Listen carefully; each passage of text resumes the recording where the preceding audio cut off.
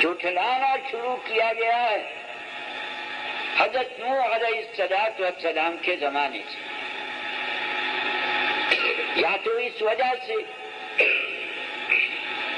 قید لگائی گئی الی نوح والنبیین من بعد،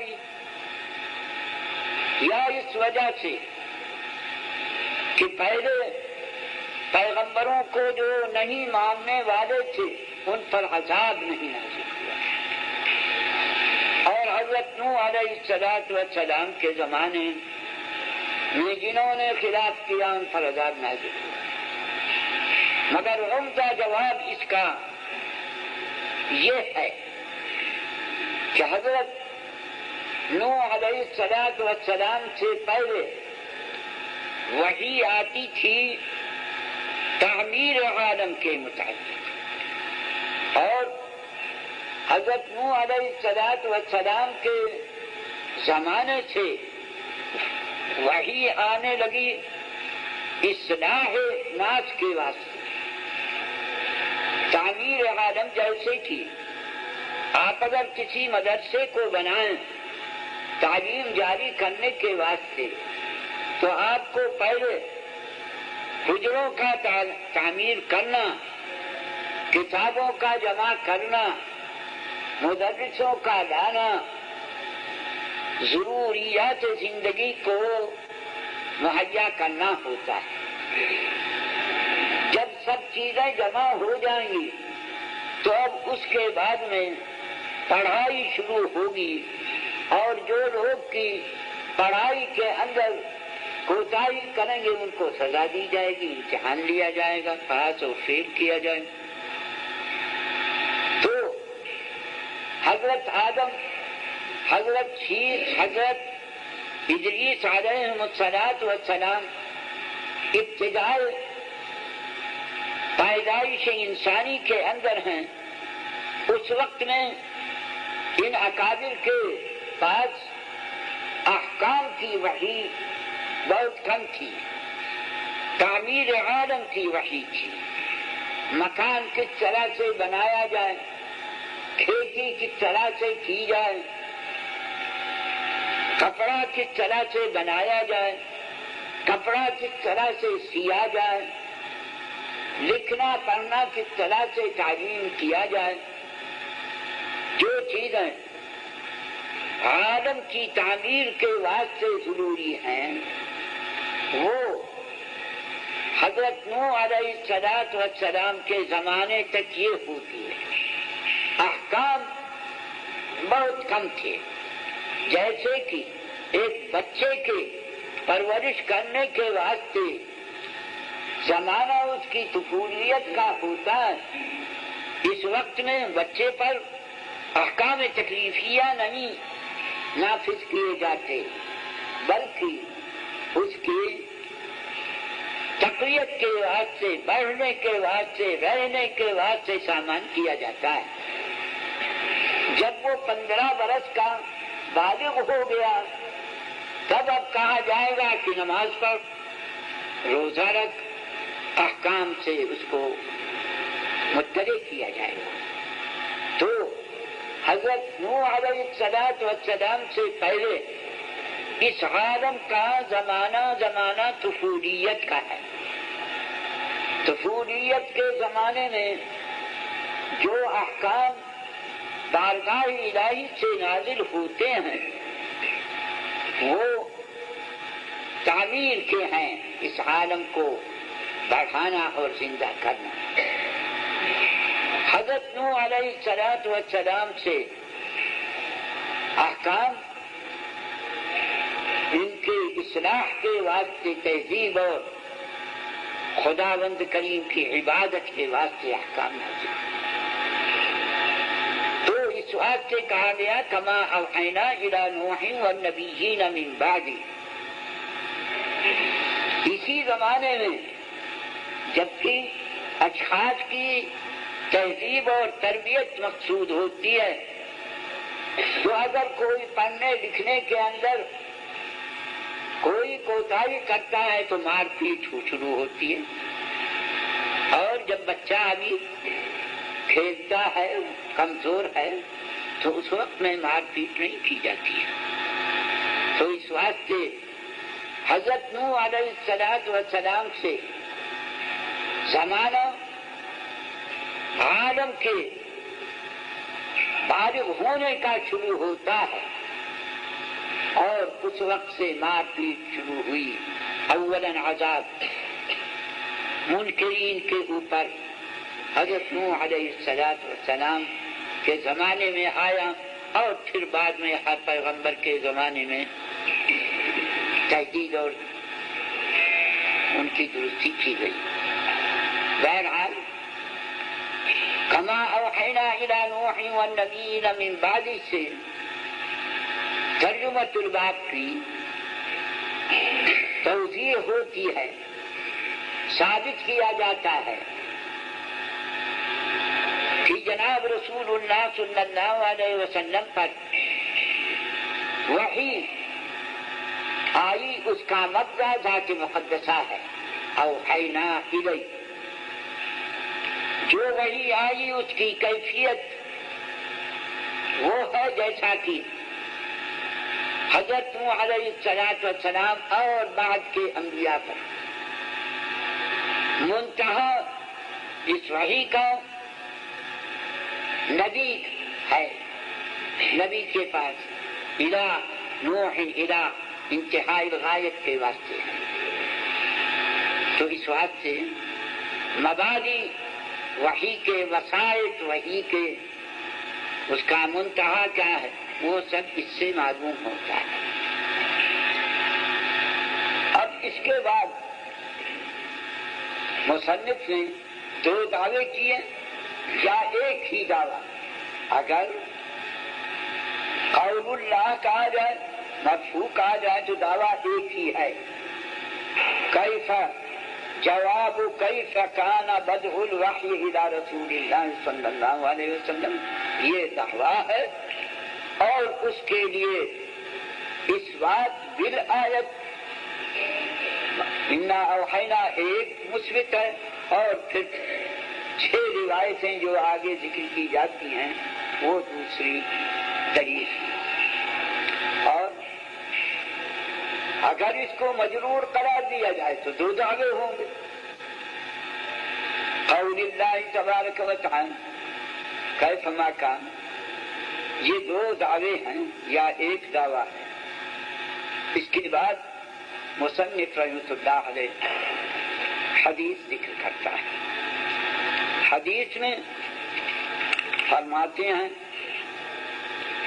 حدثنا الحمیدی، حدث تحدیث سے ہے، تحدیث اخبار، انباء اور سمعت وغیرہ الفاظ استعمال کیے جاتے ہیں نقل روایت کے اندر. لغتاً تحدیث کہتے ہیں گفتگو کرنے کو، مگر عرف محدثین میں تحدیث کہا جاتا ہے قراءۃ الشیخ علی التلمیذ، جو چیز شیخ اپنے طور سے بیان کرے اور تلامید سنتے ہوں، اس کو تحدیث کہا جاتا ہے. حدثنا فلان اذا كان ذلك الاستاذ هو بنفسه يقرأ الرواية، اس کو تحدیث کہا جاتا ہے. قراءت کو استاذ کی طرف سے. عام عادت جناب رسول اللہ صلی اللہ علیہ وسلم کی یہی تھی. آپ کے اوپر احکام نازل ہوتے تھے، آیتیں نازل ہوتی تھی، آپ لوگوں کو وہ پڑھ کر سناتے تھے. یہ تحدیث ہے. عادت جناب رسول اللہ صلی اللہ علیہ وسلم کی عام متن یہی ہے. اخبار ہے قراءۃ التلمیذ علی الشیخ، جس طرح سے تمہارے یہاں عادت ہے کہ تلمیذ پڑھتا اور استاد سنتا ہے، اس کو اخبار کہا جاتا ہے۔ متقدمین محدثین کے یہاں پر اخبار اور تحدیث میں کوئی فرق نہ تھا، مگر متاثرین نے اس میں فرق کیا، تو اب اصطلاح جاری ہو گئی کہ اذا كانت الروایت بقراءة الشیخ علی التلاميذ فذلك تحدیث، واما اذا كان بقراءة التلميذ على الشیخ فذلك اخبار۔ اخبار میں یہ ضروری ہے کہ استاد اس کا اقرار کرے، یعنی تلمیذ کہتا ہے کہ احدثکم محمد بن بشار عن شعبۃ عن فلان عن فلان الی النبی صلی اللہ علیہ وسلم،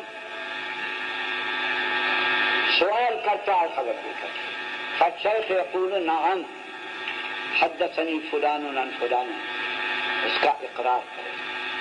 تو اخبار کے واسطے کیونکہ قراءت ہوتی ہے تلمیذ کی، اور حقیقتاً تلمیذ خبر دینے والا نہیں، خبر دینے والا استاد ہوتا، تو اس واسطے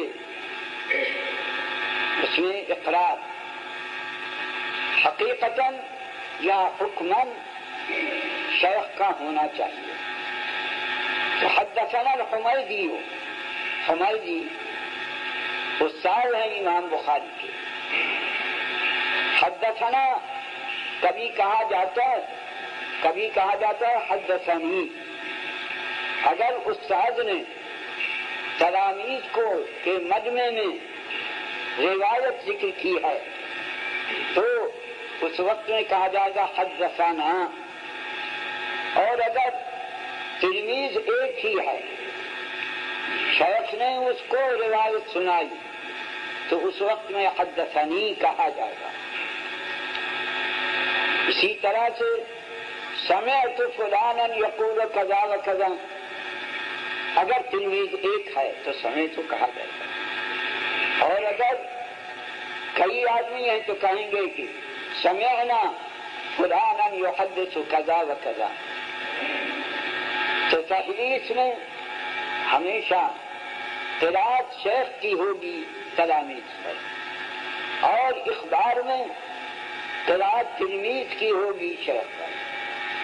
کبھی انباء انبأنا فلان یا انبأنی فلان، اصطلاحاً اگر شیخ اپنی کتاب تلامذہ کو دے دے، یہ کہ هذه مرویاتی یا هذا کتابی اجدتکم ان ترووه عنی، تو اس وقت میں لفظ انباء استعمال کیا جاتا ہے، انبأنا فلان یا انبأنی فلان۔ اس کو کتاب دے دینا کہا جاتا ہے۔ اس کی تفسیر آپ نے نخبہ میں پڑھ لی ہو۔ کبھی لفظ حدثنا و اخبرنا و سمعت وغیرہ نہیں کہا جاتا، ہم فلان، ہم ذکر کیا جاتا ہے، قال ذکر کیا جاتا ہے۔ ہم اور قال صریح فی السماع نہیں، ہو سکتا ہے کہ سماع ہو سکتا ہے کہ بالاخبار بالنقل ہو۔ تو عن اور قال بھی روایت کے الفاظ میں سے ہے، مگر شیخ سے تلمیذوں کا سننا،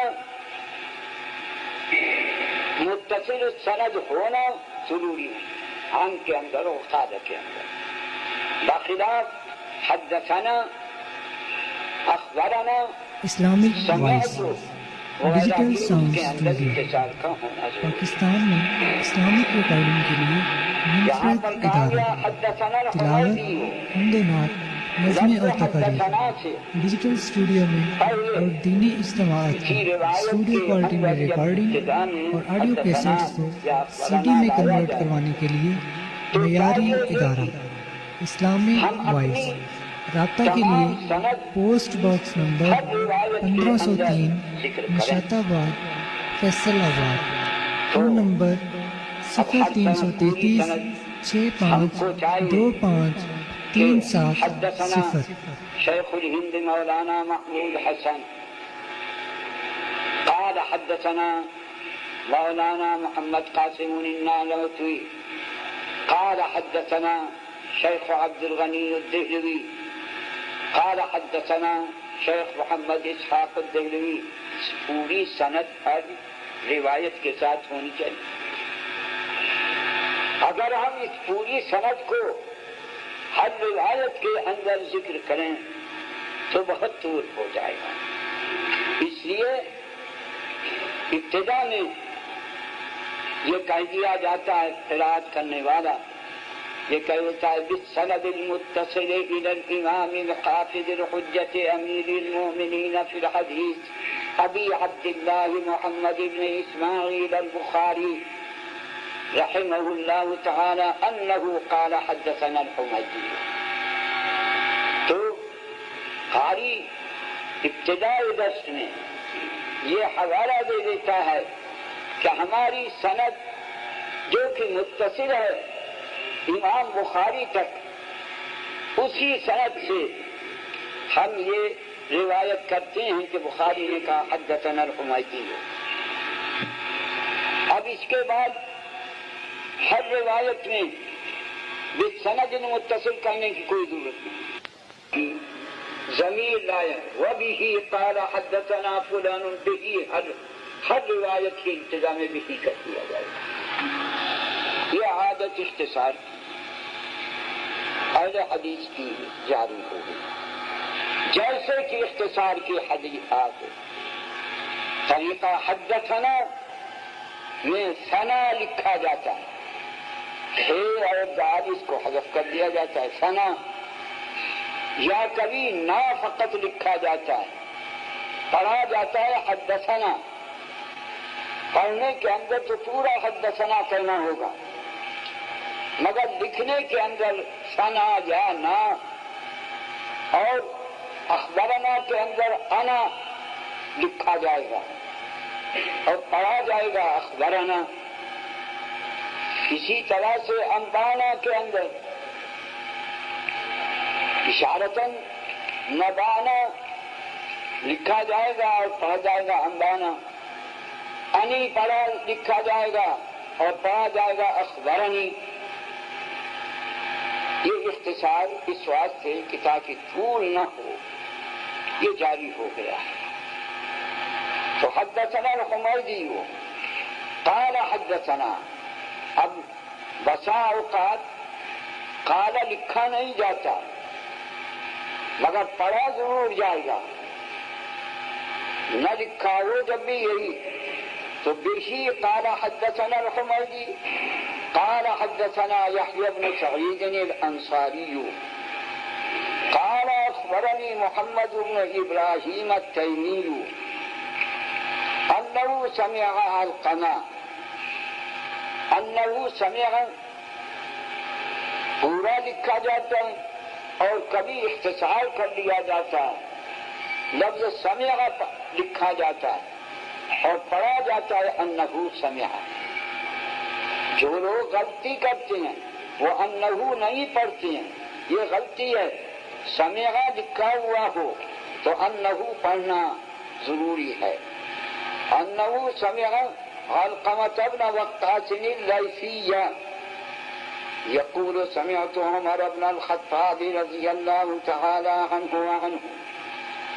یہ جتنے راوی ہیں سب کے سب ہمارے اساتذہ ہیں، اگر یہ ہم کو روایت نہ بتلاتے تو ہم جاہل رہتے۔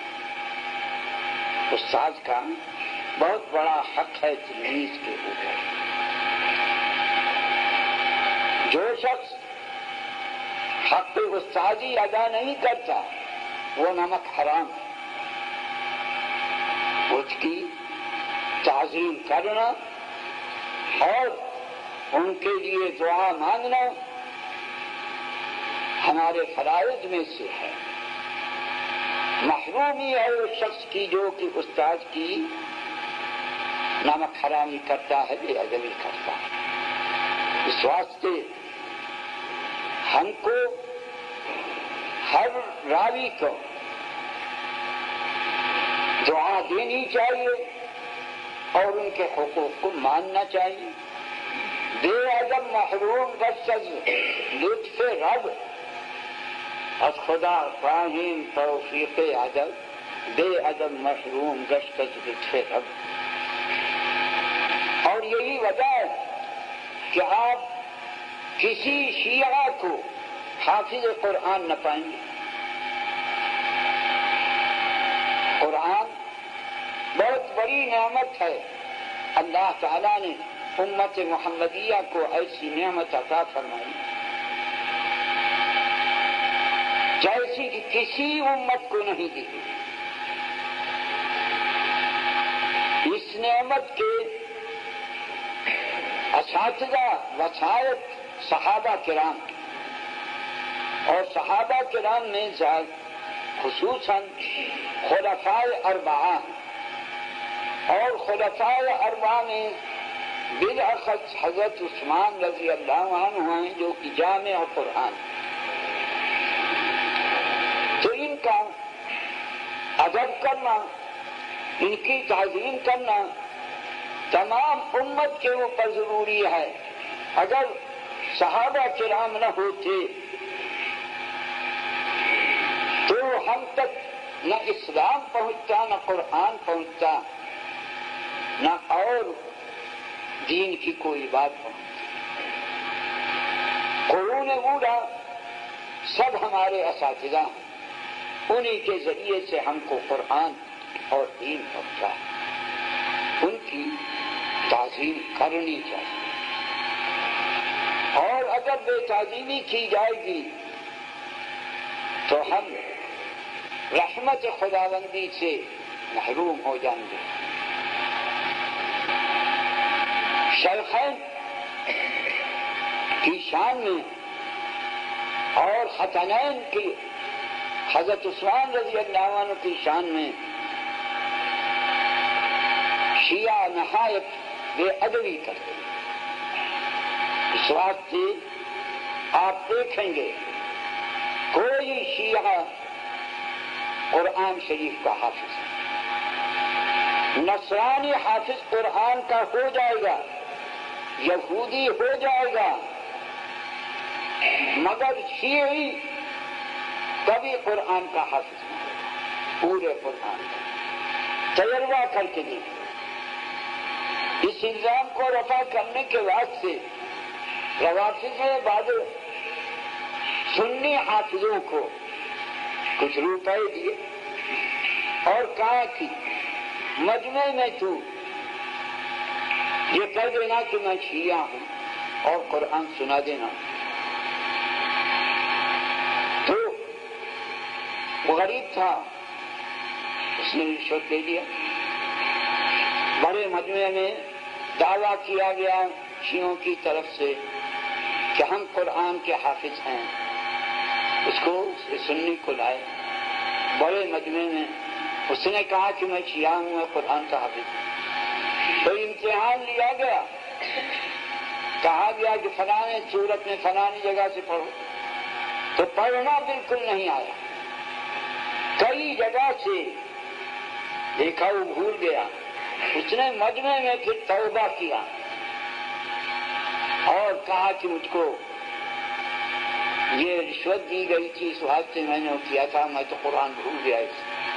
اس کے بعد جو پڑھایا گیا تو پھر پڑھنے لگا.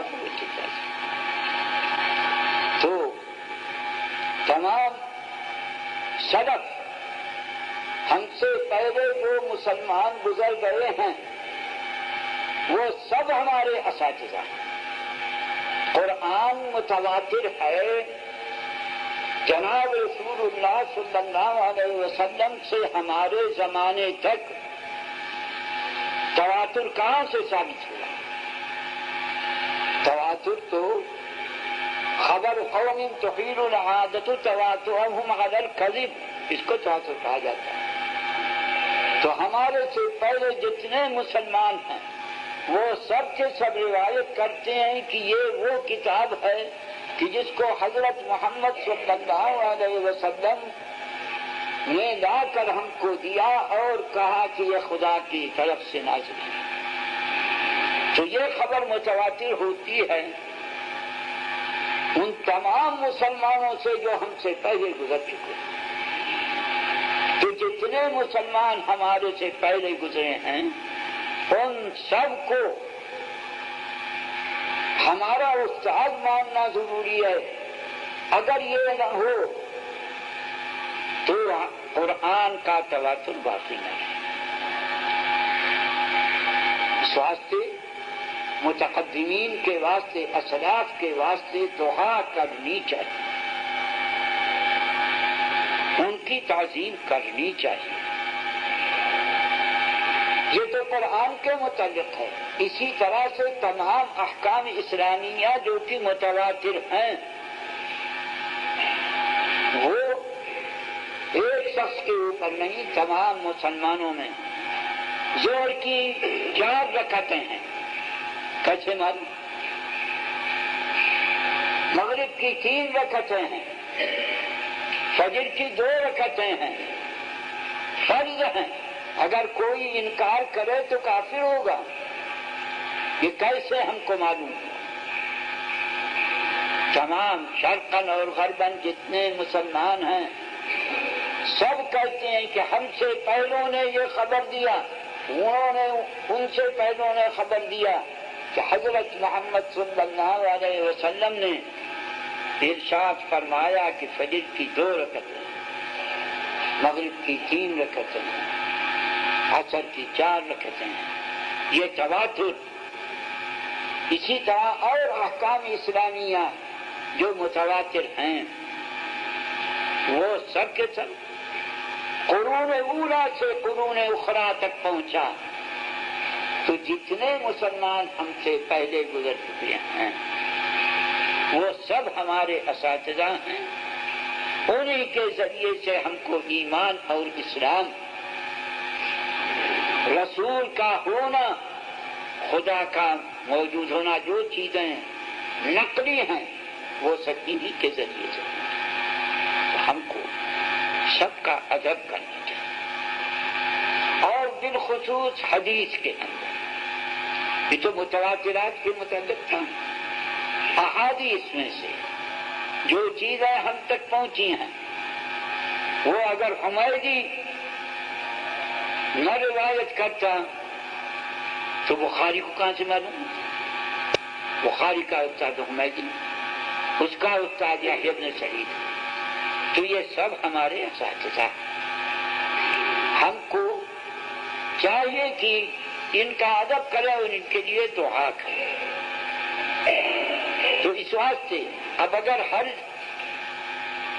کلمے میں یہ کہا جائے حدثنا الحمیدی رحمہ اللہ تعالی قال حدثنا یحییٰ بن سعید الانصاری رحمہ اللہ تعالی قال اخبرنی محمد بن ابراہیم التیمی رحمہ اللہ تعالی، ہر چیز کے ساتھ اگر کہیں تو بڑا طول ہو جائے۔